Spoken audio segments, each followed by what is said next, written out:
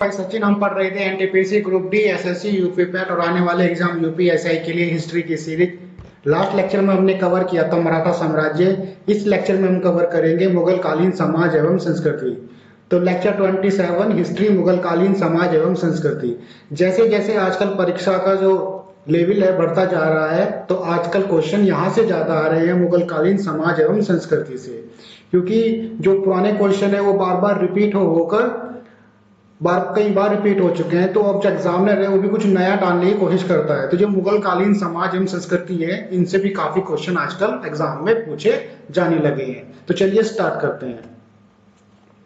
मुगलों के शासन काल में देश में सामाजिक, राजनीतिक तथा आर्थिक जीवन में महत्वपूर्ण परिवर्तन हुए।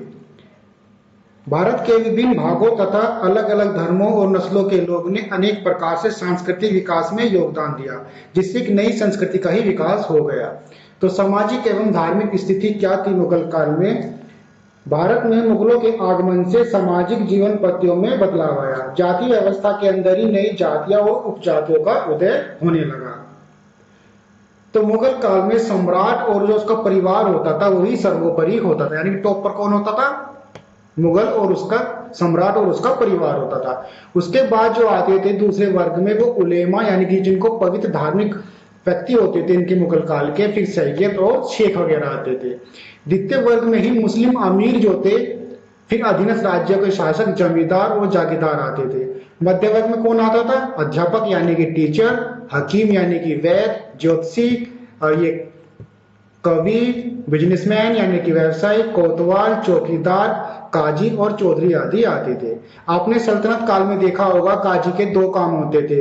जब वो काजी के काम से करता था वो दीवानी मामले देखता था, और जब वो सदर के रूप में काम करता था तो वो जो सामाजिक समारोह होते थे जैसे कि निकाह पढ़वाना, उसका काम करता था। ये क्वेश्चन भी बहुत पूछा जा रहा है आजकल कि काजी किसका काम करता था? तो वो दीवानी के मामले देखता था, और सदर के रूप में वो धार्मिक समारोह में भाग लेता था। उसके बाद भूमिहीन कर्षक यानी कि जिनके पास भूमि की कमी होती थी, श्रमिक यानी कि मजदूर, दरिद्र, निसहाय, दास आदि की श्रेणी आती थी। तो सबसे लो लेवल पे कौन होते थे? भूमिहीन कर्षक, श्रमिक, दरिद्र, निसहाय और दास। मध्यम वर्ग में कौन आते थे? अध्यापक, हकीम, ज्योतिषी, कवि, व्यवसायी, कोतवाल, चौकीदार, काजी और चौधरी वगैरह आते थे। ये आते थे मध्यम वर्ग में। और टॉप पे कौन होता था? सम्राट और उसका परिवार। और दूसरे वर्ग में आते थे उलेमा और धार्मिक पवित्र के जो सदस्य वगैरह होते थे। हिंदू समाज जाति और उपजातियों में विभाजित था। समाज में यानी जो हिंदू समाज था वो भी जाति और उपजातियों में डिवाइड था। सबसे टॉप पर कौन आते थे? ब्राह्मणों का स्थान प्रमुख था, यानी कि सबसे ऊपर ब्राह्मणों को रखा गया था हिंदू समाज में। मुगल शासन में इस वर्ग के लोगों को अनुदान, उपहार और आश्रय प्राप्त था। यानी कि आपने देखा होगा कि प्राय इसमें टीवी वगैरह में कि ब्राह्मण भिक्षा लेकर अपना जीवन का यापन करते थे। तो मुगल काल में इनको सबसे टॉप पर संरक्षण प्राप्त था, और वो भी इनको उपहार वगैरह या राजस्व वगैरह देते रहते थे। उनके बाद नंबर आता था क्षत्रियों का, यानी कि जो लड़ने वाले होते थे, यानी कि सेना जो होती थी। प्रशासन और सेना में महत्वपूर्ण पदों पर योग्यता के अनुसार इनको स्थान मिलता था। तो फर्स्ट पे कौन आ गए? ब्राह्मण आ गए, और सेकंड पे कौन आ गए? क्षत्रिय आ गए। तृतीय वर्ग में वैश्य थे। व्यापारिक समुदाय में उनकी महत्वपूर्ण स्थिति थी। समाज के निम्न स्तर के लोग चौथे वर्ग में थे, इसमें पेशेवर समूह भी शामिल था। मुगलों के आगमन से क्या हुआ? जो पर्दा प्रथा थी अधिक व्यापक हुई। स्त्रियां पुनः विवाह नहीं कर सकती थी, और पिता की संपत्ति में वो किसी भी हिस्से का दावा नहीं कर सकती थी। मुगल काल में जहां शासन वर्ग शानो शौकत के साथ जीवन व्यतीत करता था, वहीं दूसरी ओर किसान, दस्तकार तथा श्रमिक अत्यंत गरीबी में अपना जीवन यापन करता था। मुगल काल की संपत्ता का, यानी कि आपने कोई स्टोरी भी सुनी होगी कि जो ब्राह्मण है वो ब्रह्मा के मुख से निकले हैं, क्षत्रिय ब्रह्मा की छाती से निकले हैं, और फिर जो जनांग होते हैं वहां से कौन निकले हैं? वैश्य समाज निकला है। और चौथे वर्ग और चरणों से कौन निकले हैं? ये पेशेवर समूह जो सफाई वगैरह वाले होते थे, चौथे वर्ग में रखे गए थे निम्न स्तर के लोग, ये उनके चरणों से निकले। ऐसा हिंदू मान्यता में भी बताया गया है। सांस्कृतिक समन्वय, यानी कि उनकी सांस्कृतिक समन्वय क्या थी? मुगल शासन के अधीन भारत में स्थापत्य चित्रकारी, साहित्य एवं संगीत का विकास हुआ, यानी कि वहां पर स्थापत्य, यानी कि चित्रकारी, साहित्य और संगीत का भी बहुत विकास हुआ।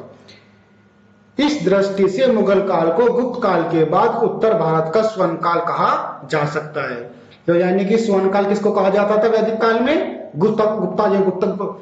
गुप्ता डायनेस्टी थी उसको कहा जाता था। उसके बाद अगर किसी को दूसरा स्वर्ण काल कहा जा सकता है तो वो मुगल के शासन को कहा जा सकता है। मुगल अपने साथ में तुर्की ईरानी सांस्कृतिक लाए थे, जिनका भारतीय परंपराओं के साथ क्या हुआ? मिश्रण हुआ। स्थापत्य, मुगलों ने भव्य किले, आकर्षक राजमहलों, दरवाजों, इमारतों, मस्जिदों, बवालियों आदि का निर्माण कराया। जैसे कि आपने देखा भी होगा, ये हमारी कुछ साइटें तो वर्ल्ड हेरिटेज साइट में यूनेस्को ने पब्लिश की हुई है, यानी कि डिक्लेयर की हुई है। तो जो मुगल शहंशाह थे, इन्होंने जो किले बनवाए थे उनमें भारतीय शैलों का मिश्रण भी दिखाई देता था, यानी कि वो किसका मिक्सचर होते थे? मुगल का और भारतीय शैली दोनों का मिक्सचर होते थे। इन किलों में अधिकतर लाल बलुआ पत्थर का प्रयोग होता था। जैसे कि आप ये फोटो में देख रहे होंगे, ये आगरा का लाल किला है जो अकबर ने बनवाया था। तो ये लाल बलुआ पत्थर का है, यानी कि इसमें मुगल और भारतीय शैली दोनों का मिक्सचर होता था, और अधिकतर जो स्थापत्य थे वो लाल बलुआ पत्थरों का प्रयोग होता था। महलों में स्थानीय गुजराती, बंगाली तथा फारसी शिल्प कला का मिश्रण देखने को मिलता है, यानी कि महलों में साथ साथ गुजराती, बंगाली तथा फारसी शिल्प कला का मिश्रण देखने को भी मिलता है। जैसे कि ये जोधाबाई महल का छज्जा, यानी कि जोधाबाई महल जो है फतेहपुर सीकरी में जो अकबर ने बनवाया था, जो उसके छज्जा और ये सुंदर छतरियां देख रहे हैं, ये किसका शैली है? ये गुजरात शैली है। कौन शैली है? ये गुजरात शैली है। अक्सर एग्जाम में आजकल पूछा जा रहा है कि जोधाबाई महल में जो छज्जों और सुंदर छतरियों का जो यूज किया गया है वो कौन सी शैली है? तो वो गुजरात शैली है। और ये आगरा के किले में जो ये छतनुमा ये छज्जे हैं, यानी कि ये क्या है? ये बंगाल शैली की है। ये शाहजहां ने बनवाई थी बंगाल शैली में। कई इमारतों पर ये इनकी दीवारों और छतों की सजावट में फारसी व मध्य एशियाई प्रभाव देखना जा सकता है। कई इमारतों पर तो सफेद तथा बलुआ पत्थरों का प्रयोग भी किया गया है, जैसे कि ये अकबर का मकबरा है सिकंदराबाद आगरा में, तो इसके अंदर लाल बलुआ पत्थर का भी यूज है, और ये जो ऊपर देख रहे हैं आप, ये सफेद पत्थर का भी यूज हुआ है इसके अंदर। मुगल शहंशाहों ने इमारतों को सजाने के लिए अर्ध बहुमूल्य पत्थर जैसे कि नीलमणि, फिरोज आदि का प्रयोग फूल पत्तियों की आकृतियों तथा ज्यामितीय आकार को बनाने के लिए किया।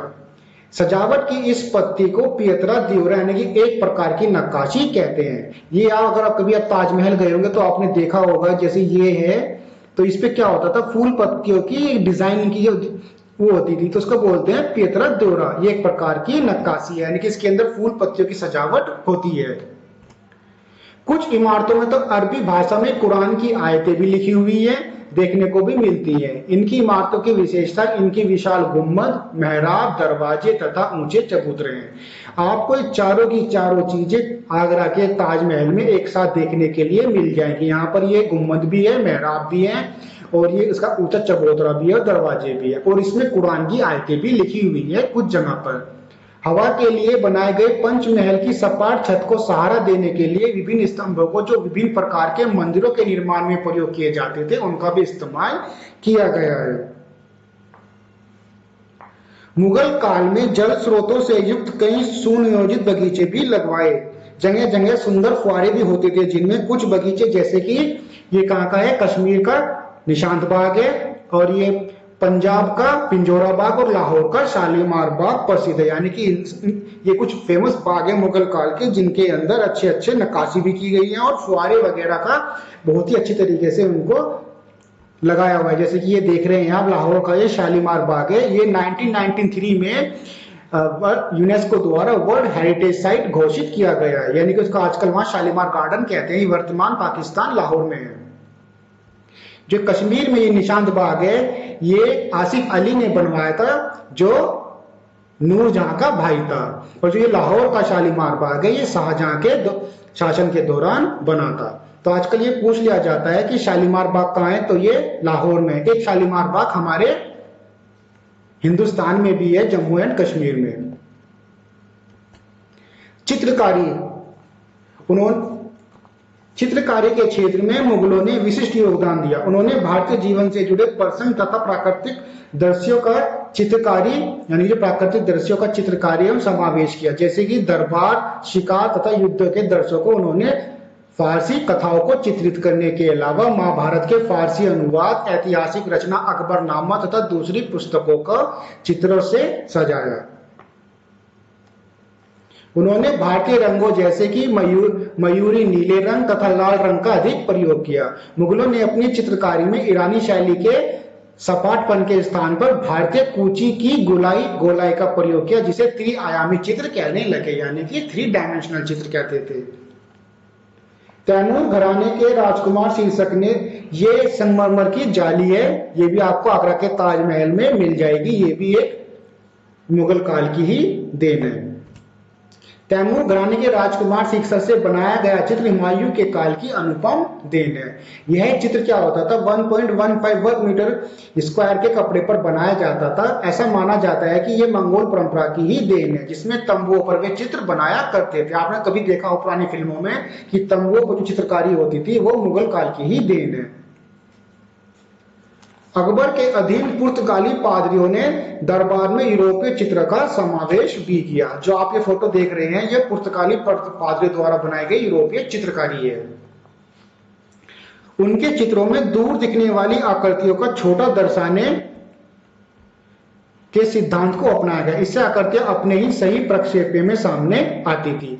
मतलब कि जो दूर दिखने वाली आकृति जो होती है उनको छोटा दर्शाने के सिद्धांत को अपनाया गया था। जैसे कि आप ये देख रहे होंगे, ये बहुत दूर की कोई बिल्डिंग वगैरह है, ये शायद मंदिर है, ये आपको देख रहे हैं कोई आदमी घूम रहा है, तो दूर की चीजों को उन्होंने छोटा करके दिखा दिया फ्रेम के अंदर ही। तो ये जो टेक्निक थी ये यूरोपीय पादरियों के द्वारा लाई गई थी, यानी पुर्तगाली पादरियों के द्वारा लाई गई थी, और इसमें यूरोपीय चित्रकारी का समावेश था। इससे क्या होता था, आकृति अपने सही प्रक्षेप में ही सामने आने लगती थी।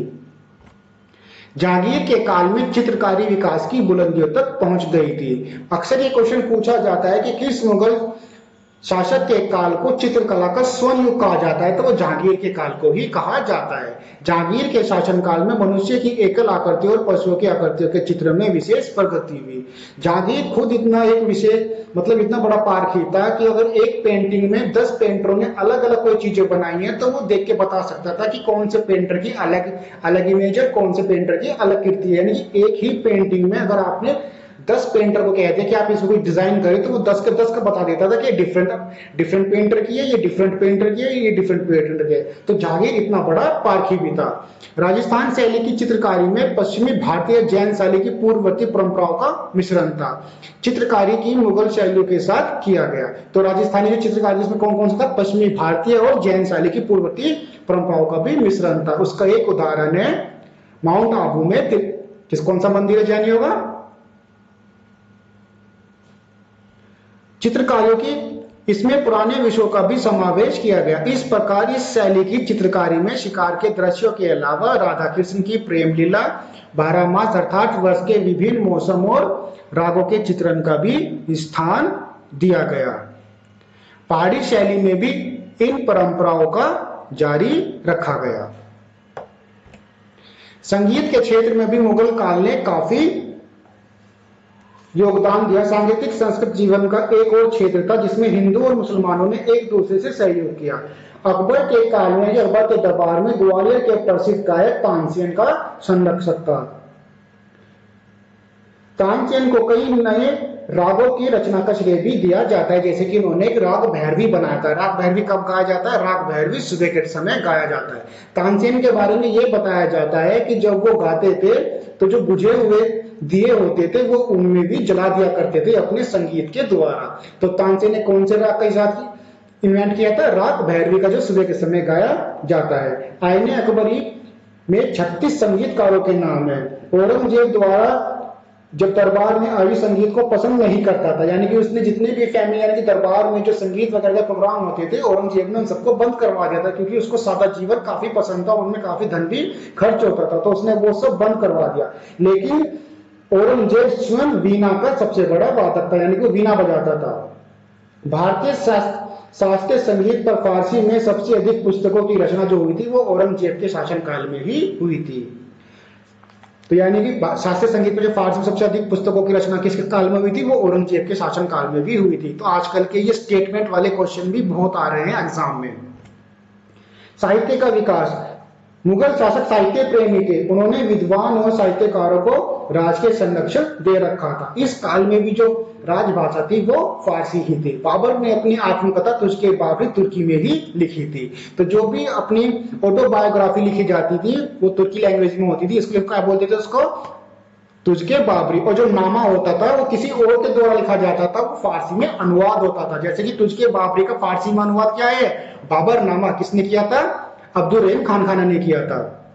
बाबर का पूरा नाम क्या है, जहीरुद्दीन मोहम्मद बाबर। इस काल में गुलबदन बेगम जो बाबर की लड़की होती थी, इन्होंने क्या लिखा था, इन्होंने लिखा था हुमायूं नामा, यानी कि हुमायूं की सिस्टर थी, इन्होंने क्या लिखा था, हुमायूं नामा। अबू फजल ने क्या लिखा था, अकबरनामा लिखा था।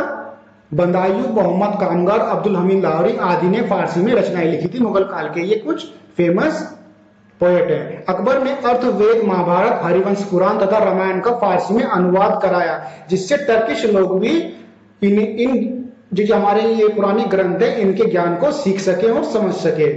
शाहजहां का पुत्र होता था दारा शिको, वो भी फारसी और संस्कृत का बहुत बड़ा विद्वान था। उसके सहयोग से उपनिषद, जिनकी संख्या 108 है, और भगवत गीता का फारसी में अनुवाद किया गया था। ये क्वेश्चन भी अक्सर एग्जाम में पूछा जा रहा है कि उपनिषद और भगवत गीता का फारसी में अनुवाद किसने किया था, तो वो शाहजहां के पुत्र दारा शिको ने किया था।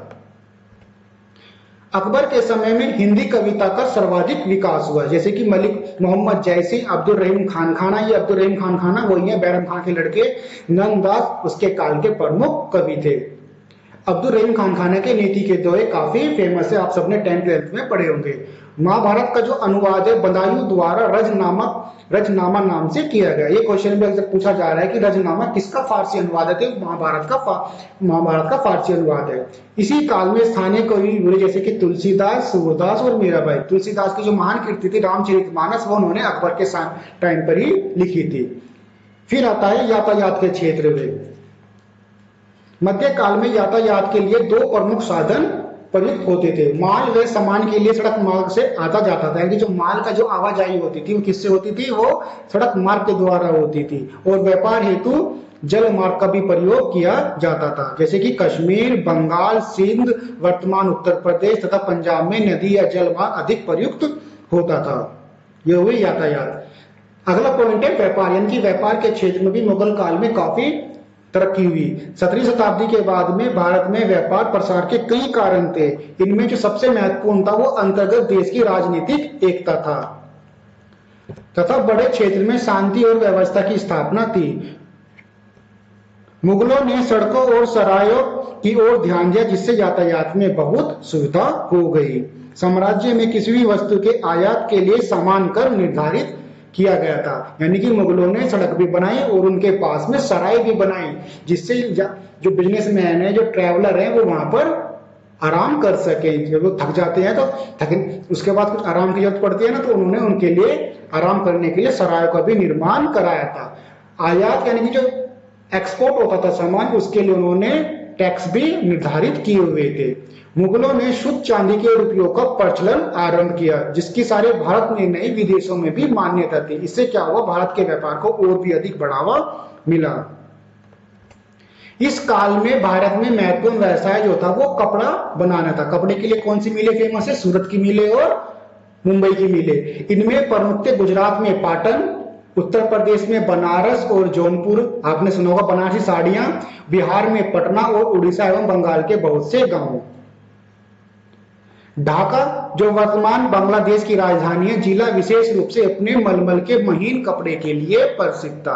ये क्वेश्चन भी एग्जाम में पूछा जा रहा है कि मलमल के महीन कपड़े के लिए कौन सा जिला प्रसिद्ध था, तो वो ढाका था। कपड़ों के रंगने का व्यवसाय भी उन्नत था। शॉल तथा गलीचे बुनने के लिए व्यवसाय में अकबर को संरक्षण में उन्नति हुई, यानी कि जो शॉल वगैरह गलीचे वगैरह होते थे अकबर के टाइम में इनको और भी ज्यादा प्रोटेक्शन मिली।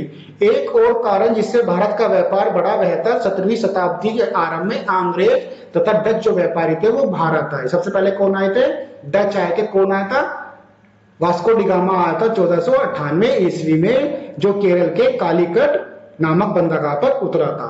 फिर मछलीपट्टनम, हुगली कहाँ पर है? ये बंगाल में है। त्रिपुरा, चटगांव वर्तमान बांग्लादेश में है। ये कुछ समृद्ध बंदरगाह होते थे। यहां से जो बंदरगाह थे, कालीकट और ये मछलीपट्टनम, हुगली, सिरपुरा, चटगांव वगैरह, यहां से भारतीय माल अफ्रीका के समुद्री तट और दक्षिणी तथा सिकंदरिया तथा यूरोप के विभिन्न देशों से को लाया जाता था। साथ ही यह माल चीन, लंका, इंडोनेशिया एवं भारतीय टापुओं को भी जाता था। इन वस्तुओं में गुड़, चीनी, मक्खन, रुई से निर्मित वस्तुएं, अनाज, तेल, बाजरा, ज्वार, चावल, नील, सुगंधित पदार्थ, कपूर, लौंग, नारियल, चंदन की लकड़ी, अफीम, काली मिर्च, लहसुन प्रमुख थे। नारियल के लिए कौन फेमस है? केरल। चंदन की लकड़ियों के लिए कौन फेमस है? कर्नाटक, यानी कि वीरप्पन वाला एरिया। अफीम के लिए गाजीपुर, उत्तर प्रदेश का। सबसे पहले अंग्रेजों ने जो फैक्ट्री लगाई थी वो गाजीपुर में ही लगाई थी। काली मिर्च, लहसुन प्रमुख थे। इसी प्रकार सोना मुख्यतः द्वीप समूह जैसे कि चीन, जापान, मोरक्को आदि से तथा मूंगा अन्य रत्न फारस व अरब राज्यों से आते थे। पारा जो था वो लिस्बन से आता था, जो पुर्तगाल की कैपिटल है। सीसा, ऊनी वस्त्र, सिल्क, साटन के कपड़े यूरोप से आते थे। तो लिस्बन किसकी कैपिटल है? पुर्तगाल की कैपिटल है। और पुर्तगाल से कौन से फेमस फुटबॉलर खेलते हैं? रोनाल्डो। जहां तक थल मार्ग के व्यापार की बात है, मध्य एशिया, तिब्बत एवं अफगानिस्तान से मेवे तथा फल, हींग, कस्तूरी, सोना, तांबा, सीसा, शहद, सुहागा, मोम, पक्षी एवं घोड़े आयात किए जाते थे। यानी कि ये सब कहां से? मध्य एशिया, तिब्बत एवं अफगानिस्तान से ये एक्सपोर्ट किए जाते थे। उस समय जो फेरी लगाने वाले भी अच्छा व्यापार करते थे। फेरी लगाने वाले मतलब जो गली गली में जाकर अपना सामान बेचते हैं। बंजारे दूरस्थ प्रदेशों तथा सेनाओं की आपूर्तियों का काम करते थे। यानी उस टाइम पे जो बंजारे, आपने मूवी देखी होगी पुराने समय की, इसमें जो कबीले होते थे वो बंजारे ही थे। तो इनका भी काफी इंपोर्टेंस था मुगल शासन में। मुगल काल का मूल्यांकन है इनका संस्कृति के हिसाब से। तो मुगल, सबसे पहले आती है संस्कृति। मुगल शासकों ने भारत में सामाजिक सांस्कृतिक समन्वय के क्षेत्र में महत्वपूर्ण योगदान दिया। इस दिशा में भक्ति और सूफी संतों के उपदेशों का भी जनता पर अधिक प्रभाव पड़ा। उनका मत था कि सब एक ही भगवान के बच्चे हैं। तो इससे क्या हुआ? उन्होंने भाईचारे का संदेश दिया। इससे हिंदू मुस्लिम एक दूसरे के निकट आए। सूफी संतों में जैसे कि शेख सलीम चिश्ती, ये अकबर के समय पर थे। अकबर ने अपने लड़के का नाम इन्हीं के नाम पर रखा था, सलीम। इनकी दरगाह कहां पर है? आगरा में है, फतेहपुर सीकरी में। फिर मखदूम शेख, अब्दुल कादिर शाह हुसैन, शेख अब्दुल लहक, शेख मोहम्मद गोरी, शेख अहमद दसर और शाहवाली उल्लाह मुख्य थे। इस काल में भक्ति संतों में जैसे कि सर्वप्रथम गुरु नानक देव थे। उन्होंने महान जो सूफी संत शेख फरीद, उनके साथ भी इन्होंने सत्संग किया था। नानक जी ने जातीय भेदभाव तथा बाह्य आडंबर समाप्त करने का प्रयास किया। इसी काल में चैतन्य, कबीर जैसे संतों ने देश के विभिन्न भागों में इस्लाम और हिंदू धर्म के बीच अनिवार्यता एकता पर बल दिया। और इसी काल में तुलसीदास, सूरदास, मीराबाई, मलुकदास, दादू दयाल, रजब तथा चैतन्य महाप्रभु आदि भक्त संत भी हुए थे। धार्मिक पुस्तकों के शाब्दिक अर्थों के बजाय प्रेम तथा भक्ति पर आधारित धर्म पर बल दिया गया था इस काल में। मुगल बादशाह सभी धर्मावलंबियों को एक समान देखते थे।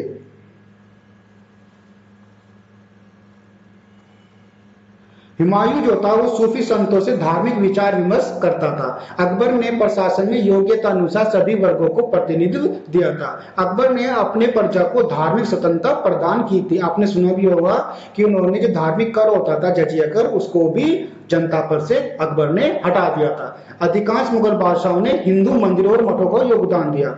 तो सबसे ज्यादा जो हिंदू मंदिरों और मठों को जो अनुदान दिया गया था वो औरंगजेब द्वारा दिया गया था, जिसने सबसे ज्यादा मंदिर भी तोड़े थे और सबसे ज्यादा अनुदान भी इसी ने ही किया था मंदिरों और मठों में। मुगल शासकों ने संस्कृत साहित्य का फारसी में अनुवाद करा के स्थानीय भाषाओं के साहित्य को संरक्षण देकर धार्मिक सहिष्णुता की अधिक उदार नीति अपनाकर और दरबार तथा सेना में हिंदुओं को महत्वपूर्ण पद देकर हिंदुओं और मुसलमानों में पारस्परिक समझ पैदा करने की कोशिश भी की थी। यानी कि अकबर ने भी वही नीति अपनाई थी कि उसने जो हिंदू और राजपूत जो शासक होते थे उनको अपने कार्यकाल में बड़े बड़े मनसब दे रखे थे, और वही काम उनके औरंगजेब ने भी किया था।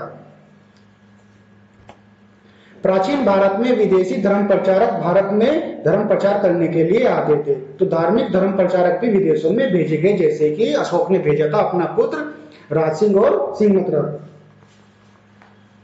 तकनीकी एवं प्रौद्योगिकी क्षेत्र में भी मुगल काल में काफी उन्नति हुई। मध्यकालीन भारत में क्या होता था, जो वार्षिक कैलेंडर के निर्धारण, प्रमुख पर्वों, त्योहारों, ग्रहणों एवं ज्योतिषी ग्रहों एवं नक्षत्रों के आधार पर खगोल की उपयोगिता थी।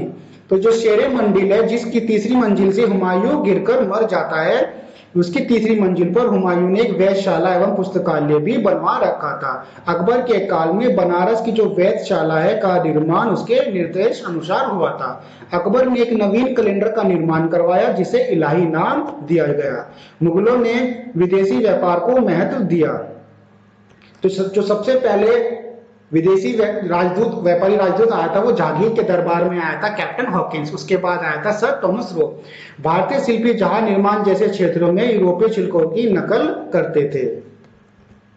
भारत को नौसैनिक क्षेत्र में पिछड़ा होना विज्ञान तथा प्रौद्योगिकी क्षेत्र में उसके पिछड़ेपन का सूचक था। यानी कि जो पुर्तगाल और ब्रिटिश वगैरह थे, इनकी जो नेवी थी वो काफी स्ट्रांग थी, लेकिन उसी क्षेत्र में हमारे जो भारतीय सैनिक नौसैनिक थे वो पिछड़े हुए थे। तोप खाने के क्षेत्र में यूरोपीय भारतीयों से श्रेष्ठ थे। मुगल सेना के पास भी भारी तोपें थी, जिन्हें एक स्थान से दूसरे स्थान पर ले जाना कठिन होता था, और उनके पास कुछ हल्की तोपें भी हुआ करती थी मुगल काल में। लेकिन यूरोपियों के पास उनसे भी अच्छी बंदूकें थी और तोपें वगैरह होती थी। फ्रांसीसी यात्री आए थे, बर्नियर ने मुगल तोपखाने के लिए कहा है कि हल्की तोपें रकाब तोपों की तरह ही थी और बहुत अच्छी थी। जो आप ये फोटो में देख रहे होंगे, ये इनका युद्ध प्रणाली का हेलमेट था मुगल काल का। यूरोप में तो 17वीं शताब्दी में ही बंदूक का इस्तेमाल होने लगा था, जबकि भारत में कब हुआ, 18वीं शताब्दी में बंदूकों का प्रयोग आरंभ हुआ। तो वो यहाँ भी यूरोपियों से पिछड़े थे। आर्थिक स्थिति, मुगल काल में आर्थिक विकास में और अधिक प्रगति हुई। व्यापार और वस्तु निर्माण का विस्तार हुआ। खेती बाड़ी में भी सुधार हुए, परंतु यूरोप की तुलना में भारत न केवल विज्ञान और प्रौद्योगिकी क्षेत्र में बल्कि अन्य मामलों में भी यूरोप से पिछड़ता चला गया। माल का ज्यादातर निर्माण छोटे पैमाने पर ही किया जाता था। मशीनों का इस्तेमाल नहीं किया गया और कारीगर सरल से सरल औजारों से ही काम करते थे, जबकि यूरोप के अंदर मशीनों का यूज होता था। हमारे भारत का कारीगर चाहे कितने से अच्छा टैलेंटेड क्यों ना हो, लेकिन वो यूरोप के मशीनों के आगे वो भी कम पड़ने लगा। 17वीं और 18वीं सदी में ददनी प्रथा का चलन हुआ। ददनी प्रथा क्या होती है, जैसे कि आपने किसी के पास गए और आपने कुछ बनवाने के लिए उसे कुछ रुपए दे दिए, यानी कि उसको क्या बोलते हैं, हमारे यहाँ साई बोलते हैं, कि आपने कुछ पैसे दे दिए कि हमारे यहाँ के हमारा काम आप चालू कर दो। तो वही ददनी प्रथा थी। यानी कि ददनी प्रथा में क्या होता था, देसी विदेशी दोनों व्यापारी कारीगरों को काम करने के लिए थोड़ी बहुत पूंजी दे दिया करते थे, जिसे हमारे यहाँ साई बोलते हैं। और जब वे माल तैयार कर लेते थे तो उनसे वो ले लेते थे और जो बाकी की पेमेंट थे वो कर देते थे। इन्हीं परिस्थितियों में अंग्रेजों ने भारत को जीतने और उसे उपनिवेश बना देने में कामयाबी हासिल की। आप ददनी को यह भी समझ सकते हैं कि कुछ सिक्योरिटी के रूप में मनी कारीगर को दे देना कि हाँ भाई सिक्योरिटी आ गई है, अब हम उनका काम चालू कर दें। तो उससे क्या होता था, उससे ट्रस्ट बढ़ जाता था कि हाँ ये आदमी हमसे काम करवाना चाहता है, और जैसे ही उसका पूरा वर्क हो जाता था वो उसकी पेमेंट कर देता था। तो इसे हिंदी में हमारे यहाँ साई बोलते हैं। तो ददनी प्रथा वही थी कि कुछ थोड़ी सी राशि दे देना। इन्हीं परिस्थितियों में अंग्रेजों ने भारत को जीतने और उसे उपनिवेश बना देने में कामयाबी हासिल की, और भारत पूरब का कारखाना होने के बजाय पश्चिम के लिए कच्चे माल का आपूर्तिकर्ता बन गया। उस समय भारत में छापे खाने का आविष्कार नहीं हुआ था, प्रिंटिंग प्रेस का, किंतु मुगल कालीन लेखन कला उच्च कोटि की थी। इस समय 8 प्रकार की सुलेखन शैली का प्रचलन था। अकबर ने गणित, खगोल विद्या, आयुर्विज्ञान, दर्शन और तर्कशास्त्र जैसे विषयों के अध्ययन के प्रसार के लिए उल्लेखनीय योगदान दिया। मुगल काल तक भारत में आलू यानी कि पोटैटो, कद्दू, टमाटर, मटर, हरी मिर्च, अमरूद, सीताफल उगते ही नहीं थे। ये सब दक्षिण अमेरिका यानी कि जो ब्राजील वाला एरिया, अमेज़न घाटी, ये वहां से आते थे, जो मुगल काल के अंत में यूरोप के व्यापारी भारत लाए। लेकिन जो सेब, पालक, शकरकंद, तोरई, करेला, लौकी, भिंडी तथा बैंगन जैसी सब्जियां और केला, आम, तरबूज, बेर, अंगूर, अनार जैसे फल यहाँ पर पहले से ही खूब होते थे। तो होमवर्क है, रचनामा किसकी फारसी अनुवाद है, किस मुगल शासक के काल को चित्रकला का स्वर्ण युग कहा जाता है, उपनिषद और भगवत गीता का फारसी में अनुवाद किसने किया? निशांत बाग कहां पर स्थित है? Post your answer in comment section. I hope आपको ये सेशन अच्छा लगा होगा। तो यूपी पैट के लिए हिस्ट्री का जो सिलेबस है वो यहाँ पर समाप्त होता है। इसके बाद हम शुरू करेंगे पॉलिटी की सीरीज। अगर आपको ये सेशन अच्छा लगा है तो प्लीज सब्सक्राइब करें e learning school. Thanks for watching.